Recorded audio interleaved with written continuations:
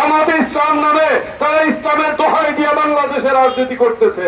আমরা বিশ্বাস করি তারা মদিনার ইসলামে বিশ্বাস করে না। বাংলাদেশের সরকার গঠন হয়েছে 2014 সালে। আমরা দেখেছি এদেশের মানুষের 2019 সালে বিনা ভোটে সরকার প্রতিষ্ঠিত হয়েছে, রাতের অন্ধকারে ভোট দিয়েছে। 2024 সালে আমির নির্বাচনে ভোট হয়েছে। তাই বলতে পারি 2008-এর পরে যারা ভোটার হয়েছেন তাদের কাছে এখনো প্রকৃত ভোটের স্বরূপ তারা দেখতে পাননি, কারণ ভোট তাদের কাছে নির্বাচনে। আমরা দেখেছি 2008-এর পরে ইউনিয়ন পরিষদ নির্বাচন, উপজেলা নির্বাচন, জাতীয় নির্বাচন, প্রত্যেকটা জায়গায় মানুষের ভোটের অধিকার প্রয়োগ করতে দেওয়া হয়নি। আমরা এখন নতুন প্রজন্মের কাছে জিজ্ঞেস করলে যা জানতে পারবো ভোট কোথায় হয়। কেউ বলবেন ভোট দিতে গেলে তার আগেই মনে হয় আপনার ভোট হয়ে গেছে। কেউ বলবেন ভোটের একটি স্লিপ হাতে ধরিয়ে বলা হয় এই টেবিলের উপরে এই সিলটি নিয়ে নৌকা মার্কায় ভোট দিন। এ ধরনের ভোট আমরা গত 17 বছর দেখেছি।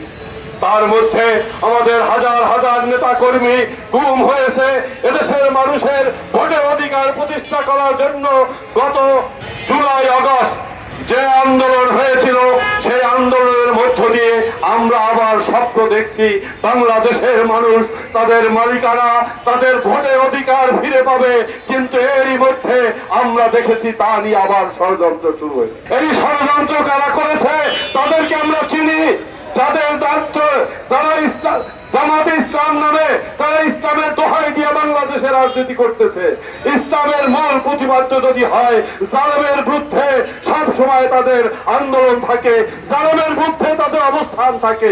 কিন্তু এই দলটিকে আমরা দেখেছি 1971 সালে পাকিস্তানি জালেমের পক্ষে বাংলাদেশের মানুষের বিরুদ্ধে তারা অবস্থান নিয়ে এদেশের মানুষকে গণহত্যার জন্য পাকিস্তানিদের সহযোগিতা করেছিলেন।